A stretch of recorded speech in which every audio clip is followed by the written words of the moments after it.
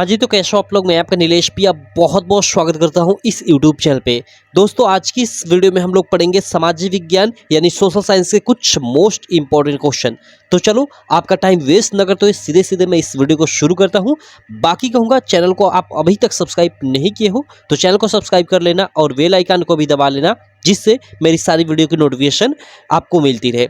ये आपका सामाजिक विज्ञान का जो पेपर होने वाला है, सोशल साइंस का पेपर होने वाला है, उसके लिए ये सारे के सारे क्वेश्चन काफ़ी, जी हाँ मेरे दोस्त, वेरी वेरी इंपॉर्टेंट है, वेरी वेरी इंपॉर्टेंट है। तो चलो, एक एक क्वेश्चन को हम लोग सॉल्व कर लेते हैं। पहला क्वेश्चन आप लोग देख सकते हो। पहला क्वेश्चन कि फ्रांस की क्रांति कब हुई। ओके, हमें फ्रांस की क्रांति कब हुई ये बताना है। 1779 में, 1789 में, ठीक है, 1780 या 1799।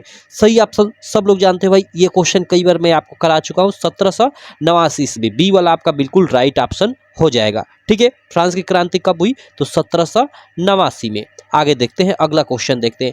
अगला क्वेश्चन है, आप लोग देख सकते हो सेकंड नंबर, कि नेपोलियन संबंधित था। नेपोलियन संबंधित था भाई फ्रांस से, जर्मनी से, या फिर इटली से, या इनमें से कोई नहीं। तो भाई सिंपल, नेपोलियन फ्रांस से संबंधित था। ये वाला आपका बिल्कुल राइट ऑप्शन हो जाएगा।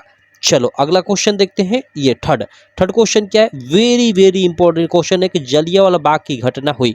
जलियांवाला बाग की घटना जो ही वो कब हुई, तो वो है आपका सी ऑप्शन बिल्कुल राइट हो जाएगा। 13 अप्रैल 1919 को पंजाब के अमृतसर में हुई थी। ठीक है, चलो आगे हम लोग देखते हैं अगला क्वेश्चन। फोर्थ नंबर क्वेश्चन आप लोग देख सकते हो। यह क्या है कि वंदे मातरम गीत के लेखक कौन है। ओके, हमें वंदे मातरम गीत के लेखक का नाम बताना है। और इसमें देखो, पहला ही जो ऑप्शन है ना, वो बिल्कुल राइट हो जाएगा, बंकिम चंद्र चटर्जी। जो पहला ही ऑप्शन है बिल्कुल राइट है। ठीक है, वंदे मातरम गीत के लेखक बंकिम चंद्र चटर्जी है। और एक हम लोग का जो राष्ट्रगान है, ठीक है, जन गण मन, उसके लेखक आपके रविंद्रनाथ टैगोर है। क्लियर। तो क्वेश्चन के अनुसार ए ऑप्शन आपका बिल्कुल राइट हो जाएगा। ये हम लोग का क्वेश्चन नंबर 4 था। अगला क्वेश्चन नंबर 5 देख लेते हैं। यह क्या है, क्वेश्चन नंबर 5 आप लोग देख सकते हो कि अंतर्राष्ट्रीय मुद्रा कोष यानी जिसको IMF बोला जाता है, की स्थापना कब हुई थी। अंतर्राष्ट्रीय मुद्रा कोष की स्थापना कब हुई थी हम लोग को बताना है। 1940 में, 42 में, या 45 में, या फिर 44 में। तो सही ऑप्शन 19 आपका 44 हो जाएगा। डी वाला बिल्कुल राइट ऑप्शन हो जाएगा। ये हम लोग का 5वां क्वेश्चन हो गया। 6 क्वेश्चन नंबर 6 आप स्क्रीन पे देख सकते हो। यह क्वेश्चन क्या है कि भारत में कितने संघ राज्य क्षेत्र यानी वही केंद्र शासित प्रदेश है, ये हमें बताना है। कितने केंद्र शासित प्रदेश है ये हमें बताना है प्रश्न संख्या 6 के लिए। बाकी ऑप्शन है कि 6, 7, 8 और 9। ये हम लोग के पास 4 ऑप्शन है।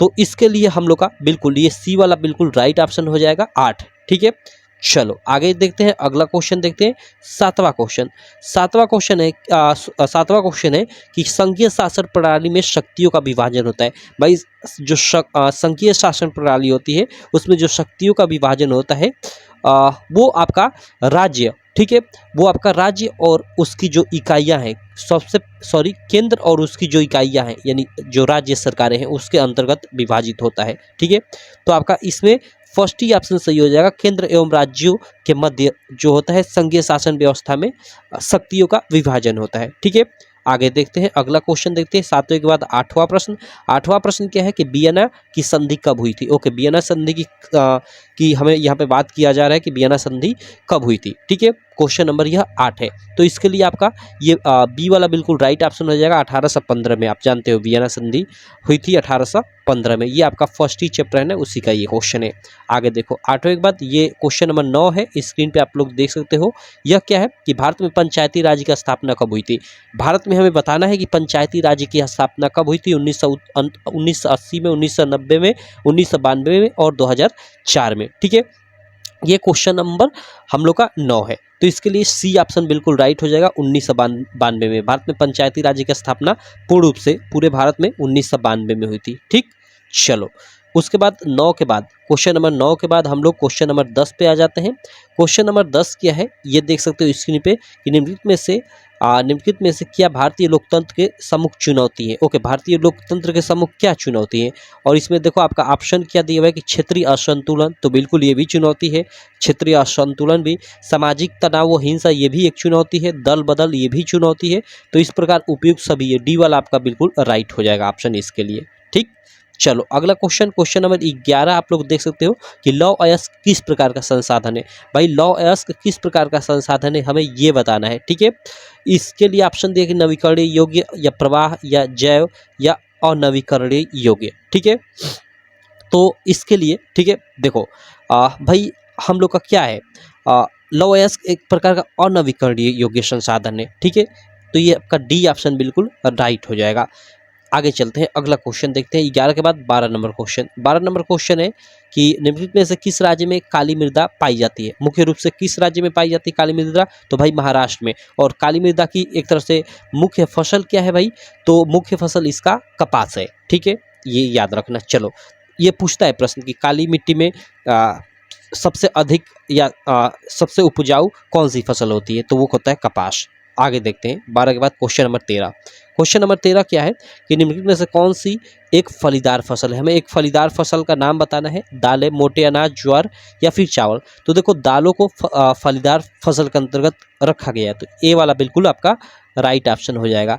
उसके बाद यहाँ क्वेश्चन नंबर 14 है। क्वेश्चन नंबर 14 देख सकते हो कि मोनोजाइट रेत में निम्नलिखित में से कौन सा खनिज पाया जाता है। मोनोजाइट रेत में हमें बताना है कि कौन सा खनिज पाया जाता है, ठीक है। इसमें खनिज तेल, यूरेनियम, थोरियम, कोयला, ये हम लोग का 4 ऑप्शन दिया हुआ है, ठीक है। तो इसका सही ऑप्शन हो जाएगा सी, थोरियम। जी हमें दोस्तों थोरियम, मोनोजाइट रेत में थोरियम नामक खनिज पाया जाता है। चलो क्वेश्चन नंबर 15 देख लेते हैं। क्वेश्चन नंबर 15 आप स्क्रीन पे देख सकते हो, यह क्या है कि निम्नलिखित में से कौन सा शब्द 2 या 2 से अधिक देशों के व्यापार को दर्शाता है। भाई 2 या 2 से अधिक देशों के बीच के व्यापार को क्या बोलते हैं, उसको अंतर्राष्ट्रीय व्यापार बोलते हैं। सी वाला बिल्कुल राइट ऑप्शन हो जाएगा, ठीक है। सी वाला आपका बिल्कुल राइट ऑप्शन हो जाएगा। 2 या 2 से अधिक देशों के बीच जो व्यापार होता है वो अंतर्राष्ट्रीय व्यापार कहा जाता है। चलो अगला देखते हैं प्रश्न संख्या 16। प्रश्न संख्या 16 आप स्क्रीन पे देख सकते हो, यह क्या है कि सामान्यतः किसी देश का विकास किस आधार पर निर्धारित किया जाता है। सामान्यतः किसी देश का विकास किस आधार पर निर्धारित किया जाता है। तो यहाँ पे देखो आपका ऑप्शन है प्रति व्यक्ति आय, औसत साक्षरता दर, लोगों की स्वास्थ्य स्थिति। तो देखो इस प्रकार मतलब प्रति व्यक्ति आय पे भी डिपेंड करता है, औसत साक्षरता दर पे भी डिपेंड करता है, लोगों की स्वास्थ्य स्थिति। तो उपयुक्त सभी, ये डी वाला आपका बिल्कुल राइट ऑप्शन हो जाएगा, ये सभी पे डिपेंड करता है। आगे देखते हैं अगला हम लोग का 16 के बाद 17 नंबर क्वेश्चन। यह क्या है, 17 नंबर क्वेश्चन है कि निम्नलिखित पड़ोसी देशों में से मानव विकास के लिहाज से किस देश की जो स्थिति है भारत से बेहतर है। कई बार इस क्वेश्चन को मैं आपको करा चुका हूँ। क्वेश्चन नंबर 17 के लिए ये बी ऑप्शन सही हो जाएगा, श्रीलंका, ठीक। चलो ये एक सूचकांक होता है। यहाँ पे हम लोग 17 के बाद अब 18 नंबर क्वेश्चन देख लेते हैं कि सार्वजनिक और निजी क्षेत्र का विभाजन किसके आधार पे होता है। तो ये भाई उद्यमों के स्वामित्व के आधार पे, ये आपका सी वाला बिल्कुल राइट ऑप्शन हो जाएगा। चलो अगला देखते हैं 18 के बाद हम लोग 19 नंबर प्रश्न। 19 नंबर प्रश्न क्या है, आप स्क्रीन पे देख सकते हो कि स्वयं सहायक समूहों में, ठीक है, स्वयं सहायता समूहों में बचत और ऋण संबंधित अधिकतर निर्णय लिए जाते हैं। भाई इसके सदस्यों द्वारा लिए जाते हैं, इसके सदस्यों द्वारा, बी ऑप्शन बिल्कुल राइट हो जाएगा, ठीक। उसके बाद हम लोग का 20 नंबर प्रश्न है, आप स्क्रीन पर देख सकते हो कि एक वस्तु का अधिकांशतः प्राकृतिक प्रक्रिया से उत्पादन किस क्षेत्र की गतिविधि है। ओके, एक वस्तु का अधिकांशतः प्राकृतिक प्रक्रिया से उत्पादन किस क्षेत्र की गतिविधि, ये हमें बताना है। तो ये प्राथमिक, ठीक है, प्राथमिक क्षेत्र की गतिविधि है, अधिक से अधिक प्राकृतिक प्रक्रिया द्वारा उत्पादन, ठीक है। तो इस वीडियो में हमने पूरे के पूरे ये 20 MCQ को सॉल्व किया, ठीक है।